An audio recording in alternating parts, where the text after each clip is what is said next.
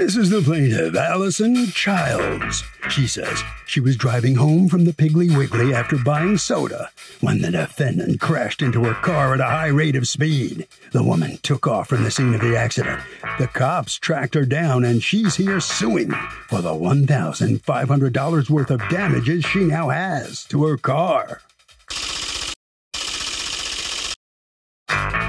This is the defendant, Doris Nell Turner. She says she was driving past Church's Chicken when the plaintiff made a left turn without looking, and the woman crashed right into her. The defendant says she definitely had the right of way. The plaintiff was at fault and has some nerve suing her for an accident she caused. She's accused of smashing and dashing. The defendant has filed a countersuit for $4,406.10 for damages to her car. All parties, please raise your right hand. The People's Court is now in session. The Honorable Judge Marilyn Leon is now presiding. Litigants have been sworn, Your Honor. Okay. Thank you, Douglas. Ms. Childs, you are suing Ms. Turner for $1,500 that you say you are out as a result of an accident. You are counterclaiming against her $4,406 that you are out. Talk to me and tell me what happened, Ms. Childs. Yes, ma'am. One night I was going to Piggly Wiggly to get me a soda at the drink machine, and I was leaving. I stopped at the stop sign. I pulled out. I'm in the middle of the street, and all of a sudden, this car was coming so fast. I just stopped. I froze. And instead of her going behind me to miss me, she went in front of me and caught the front end of my car. And as she did that, all my airbags came out and everything. And she pulled over. Okay, can you back up a second? So you go into the intersection, and she's coming, and she ends, and you freeze instead of accelerating, and she ends up. Ma'am. So she ends up. According to you, she hits what part of your car? The front. Front of what? The front like of your car, end, or the front of the side of your car? It started like from the side and then went all the way around to the other side. I do have this one picture. Whose car is this? This is your car, Miss Turner? Yes, that's my vehicle. Oh. What happens, Miss Turner? Let me hear your version of how the accident happened. Well, when I left to go to the tobacco store, which is on the same street of Greensboro, I can see Church's Chicken right here to my right. I can see Piggly Wiggly. I seen the vehicle at the stop sign. I seen cars that was in the lot. Then I say, well, maybe the pig is closed, because there was two things I actually was going to do. I was going to go into the pig if they were still open and get my grandson some sauce meat, and I was going to the tobacco store for myself. Right when I got at 18th Street, which is right there between Piggly Wiggly and Church's Chicken, like I said, I saw the vehicle, but it happened so fast, bam. If you look at the way the print on my vehicle, her whole front print of her vehicle is Miss Childs, you can't just start yelling when I'm in the middle of hearing someone else's story. All right, go on, Ms. Turner. If I look at the picture, I will see that the whole front of her car hit your car. Yes, and the way, and that did you have a stop sign? Me. No. Is it accurate, Ms. Childs, that Ms. Turner wouldn't have any stop sign? No, she didn't have any stop signs. Okay. But, ma'am, hold on. So, Ms. Turner, what happens after the accident? Well, after the accident, I was hit. I didn't know what happened. Okay, I realized I know I was hit. It was like a great big boom. I was like, and excuse me from like, I was like, what the hell? You know, and I think I know I obviously did. I left the scene and everything. That's what I know that I'm at. You left the scene? I say right around the corner. Why would you leave the scene? I came around here. I panicked. I think it was a shock. Plus, I was scared. Scared of what? When people leave the scene, it's usually because they've been drinking and driving, or they don't have a license, their license is suspended, or they don't have insurance. They have a reason that's self-protective to leave the scene. It's never, I was so shocked I didn't know what to do, so what I did was flee and commit a crime. If you don't know what to do, you just stay there and wait for the police to come. So what was your story? Because I wasn't born yesterday. So what was your story for why you left? That's actually... Yes, ma'am. I understand what you're saying, but yeah, I couldn't believe that myself because I'm like, I know better than that. So what am I to do? I said, I got to call somebody. I came here. I came home. My daughter stays right around the corner in the back of Church's Chicken. And I came here. It's where I felt safe. That's what I did because I'd never been hit like that before. Is your license suspended? Who I was your license suspended at the time was your license suspended at the time of the accident? No. What time of day or night was the accident? It was after 9 o'clock in the evening. Had you been drinking? 9:08 when I got done talking to my friend. Had you been drinking? No, ma'am. Were you under the influence of any drugs or anything else? No, ma'am. Why would you leave? I was frantic. They told me. What were you afraid of having happen? I didn't know what to do. I was shooken up. When I did call, I called 911 for myself. They came right here to the house to me. I told them, I said, I'm not there. I am. Did you ever end up getting cited for leaving the scene of an accident? No. No, I've never had an accident like this before. I've been hit from behind. No, I'm asking if the police officer in this case gave you a ticket for leaving the scene of an accident, charged you, which is actually a crime. Were you charged with the crime of leaving the scene of an accident? I'm asking you. No, ma'am. No. Let's listen. When she hit me, my airbags came out and, it threw me back, like in the back. So I just hung out the car and it was like, can you help me? Please help me. Please help me. And when I started saying that, the young lady jumped in her car and she left. You was not the one that hit me, Miss Turner. I'm sorry. It was a younger girl. And I told the officer that. Are you hearing what she's saying, Miss Turner? Miss Childs says you weren't driving the car. Yes, ma'am. Yes, I were. She says you weren't. She says that someone else was driving the car who was way younger than you. No.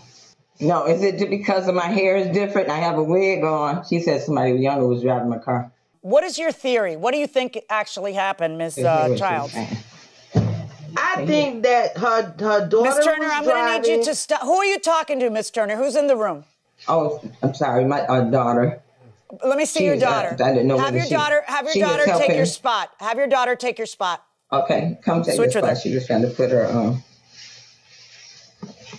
Hey, how you doing? Hello. How are you? I'm all right. I'm going to ask you to raise your right hand. You solemnly swear to tell the truth, the whole truth, and nothing but the truth, so help you God? Yes. Thank you. And what's your name? My name is Gwendolyn Turner. Okay. Miss Childs, you're looking at Gwendolyn Turner. Is that the person who hit you? Or you don't know? I know she was younger than me. Okay. I knew that. I knew she wasn't Mrs. Turner. Okay. Miss Turner, Gwendolyn, Miss Turner, when did you first learn about the accident and how did you learn? I learned about it that morning after. That morning, the next day or the morning after it happened? Yes. The morning after it happened. Okay. So whose house did she go to and call the police from? My house. But you weren't there? Not at the time. I was not there. I came in later that night. Okay. So was someone else there? My kids were here. How old are your kids? I have a 16-year-old and a 12-year-old. Okay. And does a 16-year-old have a driver's license? No, ma'am. Did the 16-year-old take the car and have this accident? She has a permit, but she don't drive without me. We're still in that stage. Okay. So she wasn't the one driving, right?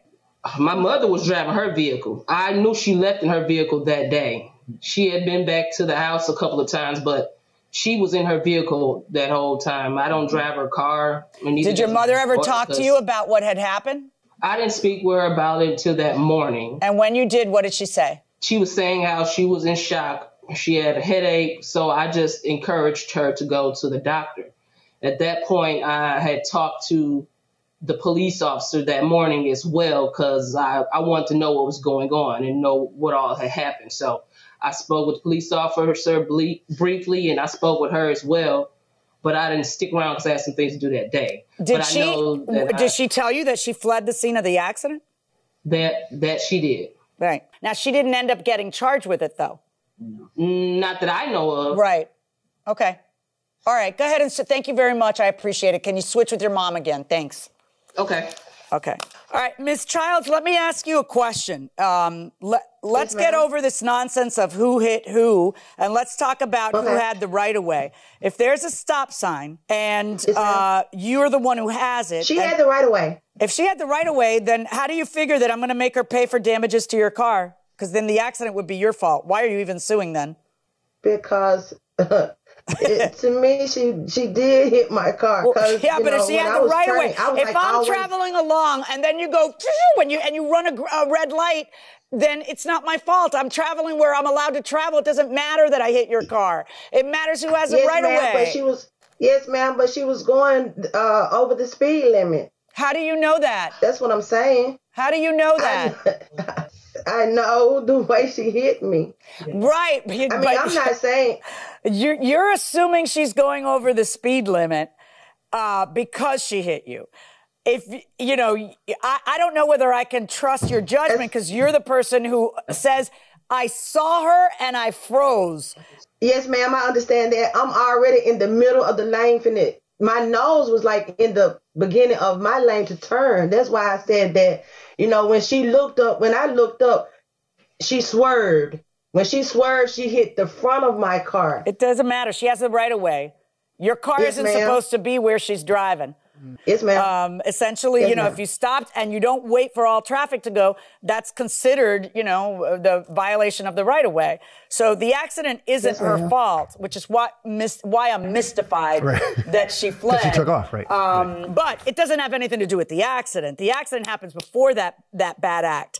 So I can't consider that in the accident, you see? So as far as your lawsuit against her, my verdict is 0. And now we've got this little thing called a counterclaim that I've got to handle. Okay. So now she's suing you because she says, well, yeah, I shouldn't have left, but that has nothing to do with the accident. And this accident wasn't my fault. Look at all the damage to my car. Hey, did you ever make a claim against her insurance for the car, Ms. Turner? No, I didn't have that information. Well, yeah, because you didn't stick around for it. Yeah. Yeah, I know, and I apologize. I know I'm at fault for that. Okay. All right. I know that. Almost like we did that. Miss Turner, I'm so sorry. Don't get upset. I'm sorry. You're both so nice. I've never been hit like that before. You're both so nice. I look at the two of you. Listen to the two of them. I'm sorry. You're both so nice. My insurance was on my police report. I never did leave the scene. My insurance was on there. So it was my fault and my insurance will pay for it. Sorry, I've never experienced. But my issue with you, Miss Turner, is that when I called for help, you did not help me. I could have been really hurt bad, and you didn't even stop. That's my concern. I don't care about the car because I have insurance to pay for your car. I was trying to register what even happened. It felt like almost like when that tornado came through here. When I saw the tip of that joker next door, that boom, and I'm like, what just happened? What you have to understand, Ms. Turner, is the reason why what you did was so bad is exactly what Ms. Childs is saying. Ms. Childs is saying, I called to you for help and you left me there. That's the whole idea behind these laws. I never got out of the vehicle. But that's the whole idea behind the laws that say don't leave the scene of an accident, is that we don't want people left behind. And I hope that when you're crying, that is why you're crying, that you feel bad about having done that. Right. Because you realize the error that was. All right. Do you have an estimate for the damage to your car? Yeah, you do. All right. So apparently they are going to charge you $4,406.10 to repair the car, which doesn't sound unreasonable except for this. You're capped at the value of the car. So if your car is worth less than that, then that's all that you can get. I'm looking at the Blue Book value of your car, and the Blue Book value is $3,857. Therefore, I am going to rule in your favor in the counterclaim, which I know may feel wrong to people because you fled the scene, but again, you were faultless in the accident. So I am going to rule in your favor in the amount of $3,857, Ms. Turner, and I hope that both you and anyone within the sound of our voices understands that you never, ever leave the scene of an accident, ever, because it's just wrong and it's inhuman to the people involved in the accident. Thank you. I appreciate both of you. Okay. And I'm so sorry. Let's talk to Ms. Childs first. She's the plaintiff. The judge ruled that you were at fault, so you can't prevail. You understand that? Yes, sir.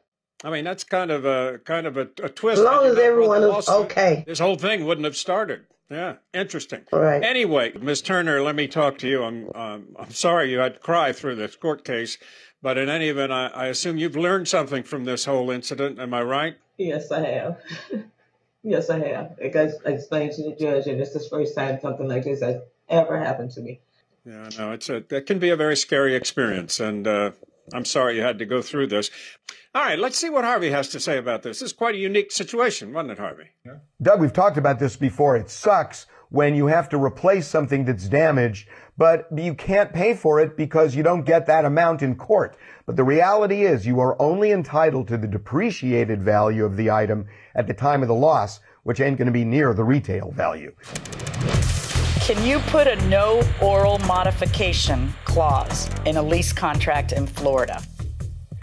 Not only are you allowed to put a no oral modification clause in a lease in Florida, in any state, you probably should put it in every lease agreement, because otherwise the lease isn't worth the paper it's printed on. Yeah, people just say that, I mean, it'll be worth the paper it's printed on, I suppose. But then you avoid the problem of someone saying, yeah, but we agreed to X. You just eliminate the problem. Yeah, he said I can pay my rent on the 15th instead of the 1st every month. And look, I paid it on the 15th, everybody. No, Judge, he was just late. Right. And another corollary concept that's usually in these leases is no waiver clauses. Non-waiver. Right. So just because out of the kindness of my heart I accepted your rent on the 5th instead of the 1st in January, that doesn't mean that I've waived the right to demand the rent on the 1st. Or late fees. Or late fees. Or just because I didn't charge late fees in January doesn't mean that I don't get to charge them now. Right. Or that you can't rely on these things as breaches of the lease in some kind of an allegation for eviction. Yeah. Right. So you should definitely have in any lease a no oral, in any contract you should have a there are no oral modifications.